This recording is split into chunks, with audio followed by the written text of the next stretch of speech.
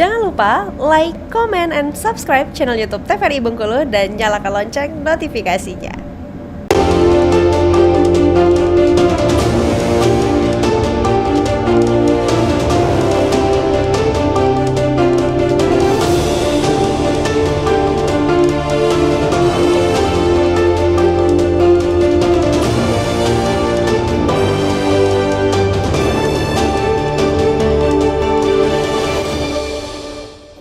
Ya pemirsa, Anda kembali menjumpai kami tentunya masih di Beredo dan kita kembali nih membahas seputar dengan pengawasan siaran dalam pilkada ini berkaitan dengan konten ataupun isi siaran tadi Bapak ya. Kalau kita berbicara tentang konten nih ke media sosialnya, tadi untuk isi siaran di media televisi dan juga radio. Namun kita kembali mungkin Pak membahas platform online mungkin ke pihak Bawaslu. Pak Eko melihat nantinya kalau untuk dari platform online yang ini banyak dikhawatirkan ya masyarakat media sosial ini seperti apa Pak mekanisme dari Bawaslu sendiri untuk memantau konten-konten di media sosial ya. Pak? Ya, yang pertama memang ada kewajiban itu bahwa seluruh paslon itu untuk mendaftarkan medsos ya dalam konteks kampanye ini kepada KPU dan ditembuskan kepada Bawaslu. Namun sayangnya saya melihat bahwa angka 20 per akun 20 akun dalam setiap aplikasi itu belum termanfaatkan itu. Banyak padahal 20. Iya, 20. Jadi misalnya aplikasi tertentu itu bisa 20 dia punya. Tapi ternyata ada ya untuk Pilgub saja itu ada malah cuman tidak memanfaatkan dengan maksimal. Nah, itu kan sebenarnya kita sayangkan ya. Nah, kaitannya dengan pengawasan memang untuk di medsos ini memang itu menjadi tugas kita yang saya pikir agak berat ya, karena kalaupun kemudian terjadi pelanggaran misalnya terhadap konten atau isi siaran di medsos itu, kemudian akan kita dorong kemana pelanggaran itu. Nah, kalau terhadap iklan di media elektronik ya cetak itu jelas tadi ke KPID di peraturan Bawaslu. Nah, untuk di medsos ini memang kita punya keterbatasan. Akan tetapi kita tidak berhenti dengan keterbatasan itu ya. Bahwa kita kemudian melihat ini arahnya kemana terhadap isi siaran atau konten itu. Kalau memang konten itu sudah terjadi pelanggaran terhadap pasal 69 tentang kampanye misalnya, maka itu bisa kita lari ke pelanggaran pidana. Bisa pidana. Karena di Bawaslu ada Gakumdu, ada Sentra Penegakan Hukum Terpadu yang di dalamnya ada kepolisian, kejaksaan, dan Bawaslu, tripartit. Nah, ketiga lembaga inilah kemudian yang akan melakukan kajian terhadap isi siaran itu arahnya kemana. Maka kemudian walaupun kemudian medsos itu akan didaftarkan, maka kemudian kita juga tidak menutup kemungkinan ketika ada medsos liar atau mungkin ada yang menggerakkan buzzer atau bahasa kita, itu juga akan menjadi bagian dari pengawasan kita. Kalaupun memang kontennya sudah mengarah pidana, ya kita harus tegas bahwa itu terjadi pelanggaran terhadap pidana pemilu, maka kemudian ada konsekuensi hukum yang harus diterima oleh pemilik konten itu. Maka kemudian di Sentra Gakumdu inilah nanti kita akan membahas apakah terjadi pelanggaran pidana pemilu atau tidak. Iya, baik. Tapi kalau untuk lembaga penyiaran Pak, apa juga ada Pak ini berkaitan nanti ke pidana Pak tadi? Meski oleh lembaga penyiaran, tapi kalau ditaruh salurannya di media sosial, kami akan ke lembaga penyiaran. Iya betul ya. Jadi misalnya TVRI, ya. Tapi Facebooknya TVRI, bukan di free to airnya TVRI. Gak kena jadi ya Pak ya. Betul. Itu hal-hal seperti itu yang kadang-kadang orang ini kan orang TVRI atau misalnya ada radio nih misalnya, kemudian radio itu jadi kantor partai begitu. Ya, itu bukan ranahnya, karena ranah kami isi siaran. Jadi ranah kami itu setelah tayang, bukan di luar yang tidak tayang begitu. Oh iya betul. Makanya kemudian di media sosial saya bilang teman-teman di Bawaslu bisa berkoordinasi ke Dirjen Aptika, karena di Aptika seingat saya ketika aplikasi dan informatika ada di Kominfo RI. Saya tidak tahu apakah di daerah ada. Seingat saya tidak ada. Seingat saya tidak ada. Maka silakan mungkin Bawaslu ke Bawaslu RI, Bawaslu RI ke Dirjen Aptika. Silakan aja dilaporkan. Saya kira gini. Perlu untuk direktorat itu tahu bahwa ada masalah besar di media sosial. Jangan kemudian juga didiamkan saja. Kita tidak tahu mau kemana. Gak apa-apa, kita kirim surat aja rame-rame. Agar kemudian direktorat jenderal itu tahu bahwa isi internet itu meski banyak yang baik, banyak pula yang tidak baik gitu loh. Orang Bawaslu bilang ini kenapa kampanye di luar, apalagi misalnya mereka kampanye di luar masa tenang, ya kan, menyerang orang, ngatain pribadi-pribadi, sampaikan aja, agar kemudian hal ini untuk menunjukkan bahwa jangan sampai pengaduan partisipasinya masyarakat sudah tinggi, mereka mau mengadukan, tapi kemudian tidak ada yang menindaklanjuti. Putus tadi ya. Apa yang akan terjadi? Mereka akan apatis terhadap proses demokrasi, dan itu berbahaya. Lebih berbahaya itu daripada tidak ada yang melakukan penanganan. Lebih berbahaya apatisnya masyarakat terhadap pengawasan demokrasi.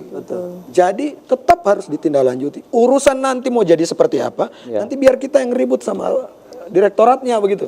Jangan kemudian masyarakat berhenti ini, masyarakat seperti itu. Iya, karena kadang masyarakat ketika memberikan kritik atau misalnya ketika masyarakat memberikan aspirasinya itu ingin tindak lanjut ya Bapak ya, jangan didiamin gitu ya. Nah, ini Pak berkaitan dengan kritik dan juga tadi masukan dari masyarakat. Dari KPI sendiri Pak, ini seperti apa Pak menanggapi kritik ataupun masukan masyarakat terkait dengan pengawasan isi siaran nih Pak? Kami meskipun cuma satu orang yang mengadukan, kami tetap harus proses.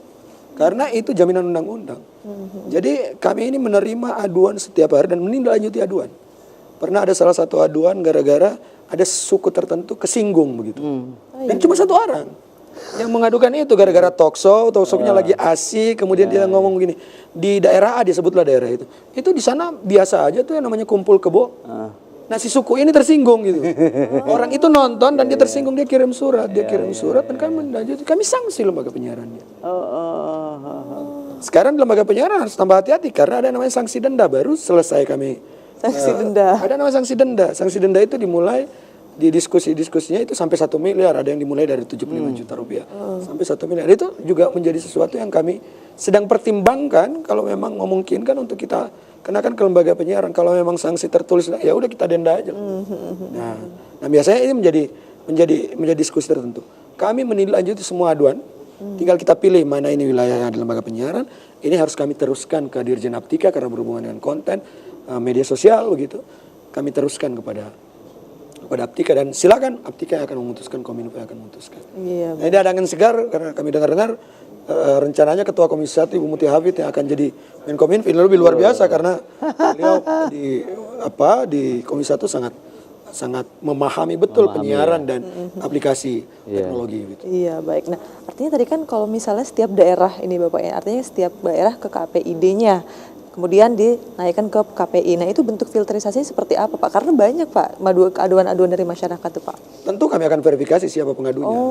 Kita tentang apa? Ada verifikasi ya. Meskipun orang sudah menyampaikan tapi kemudian dia tidak mau bertanggung jawab, orang tidak tahu bahwa kami melindungi sumbernya. Kami tidak mengumumkan siapa sumber. Kalau ditanya ini siapa yang mengadu, kami nggak boleh bilang. Karena sumbernya harus kami, tapi pasti kami sudah verifikasi KTP-nya, dia tinggal, sudah kami verifikasi.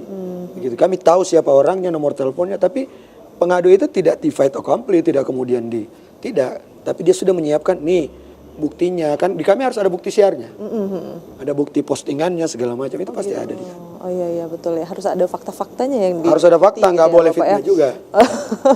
Baik, nah ini Pak, kalau misalnya masyarakat ingin mengadu ini seperti apa Pak? Mungkin proses mekanismenya Pak? Ada di KPID Bengkulu, semua ruangnya ada, di Facebooknya ada, di Instagramnya ada, di KPI Pusat juga begitu. Silakan semua platform, TikToknya ada, semuanya ada. Sampai datang ke kantornya pun bisa. Gitu. Orang KPID Bengkulu pernah di demo kan, jadi kantornya orang pasti tahu kan. Jadi silakan aja datang KPID, mereka akan menerima dan meneruskan aduan. Karena model pengawasannya sama, di semua pengawas itu sama. Pemantauan langsung ataupun melalui jalur pengaduan. Nah, itu yang kami laksanakan selama ini. Itu saya baru ngecek kemarin, model pemantauan langsung di KPID juga berjalan. Pengaduannya mereka juga menerima aduan dari masyarakat dan ditindaklanjuti. Iya, baik. Kalau dari KPI Pusat sendiri Pak melihat daerah Bengkulu seperti apa Pak saat ini Pak? Cenderung lebih menurut saya luar biasa apresiasi KPID Bengkulu itu sama pemerintah Provinsi Bengkulu tahun kemarin mendapatkan apresiasi dari KPI Pusat. Sebagai Komisi Penyiaran Indonesia Daerah yang aktif kolaboratif gitu dengan pemerintah daerahnya tentu saja, dan itu berarti menandakan bahwa pelaksanaan penyiaran daerah itu betul-betul diperhatikan oleh Komisi Penyiaran. Dan mereka berkolaborasi dengan Bawaslu tentu saja. Kalau enggak nanti orang Bawaslunya telepon kami kan gitu. Dan mereka berkolaborasi dengan sangat luar biasa. Dan kami mengapresiasi komisioner dan seluruh komisioner KPID Bengkulu. Mereka melakukan ruang itu, banyak diskusi dengan lembaga penyiaran. Ada 40 lembaga penyiaran, TV, radio, TV kabel gitu ya, yang ada di Bengkulu, dan memang cenderung tidak lebih banyak, beda dengan Jawa Barat yang ada 500 begitu ya. Tapi pendekatan persuasi iya. dan kemudian juga pembinaan kepada lembaga penyiaran dijalankan dengan baik. Iya, baik. Terakhir mungkin Pak, harapan ke depannya nih untuk siaran pilkada, siaran pilkada di Bengkulu khususnya Pak. Silakan Bapak. Saya berharap kemudian tidak ada pelanggaran berarti ya. Ya. Kita tidak ingin ada pelanggaran lembaga penyiaran. Dan saya yakin betul bahwa teman-teman di lembaga penyiaran paham etiknya. Ya. Paham etiknya. Cuma memang kalau memang kita bandingkan dengan internet begitu, ya saya tidak bisa mengomentari. Jangan dibandingkan antara lembaga penyiaran dengan internet. Karena lembaga penyiaran itu dari pusat sampai daerah diawasi. Semuanya mengawasi, ada aturan mainnya jelas. Sementara internet, ya kita tidak bisa komentar karena di situ hanya undang-undang ITE. Undang-undang ITE pun semua berdasarkan aduan. Jadi kita berharap turut peran partisipasi aktif masyarakat turut mengawasi itu sangat dibutuhkan. Jangan lupa untuk tetap melaporkan kepada semua yang terkait jika ditemukan hal-hal yang bermasalah di lembaga penyiaran. Iya, baik. Terima kasih banyak Terima kasih. Pak Reza dan juga Pak Eko ya Bapak ya. Terima kasih juga untuk Bawaslu Provinsi Bengkulu juga selalu memberikan hal-hal terbaik selama proses pilkada ini berlangsung, dan semoga nantinya pilkada itu dapat berjalan dengan lancar ya Bapak ya. Amin, Tanpa menimbulkan hal-hal yang tidak diinginkan, dan kita berharap juga tentunya dalam hal proses isi siaran ataupun konten siaran nantinya ini mempunyai kolaborasi dan juga sinergitas dari sebuah pihak, dan kita berharap semoga nantinya konten siaran yang ada di Bengkulu ini memberikan konten siaran yang akurat, berimbang dan juga sesuai dengan etika. Terima kasih dari kami. Sekian dan assalamualaikum warahmatullahi wabarakatuh dan sampai jumpa.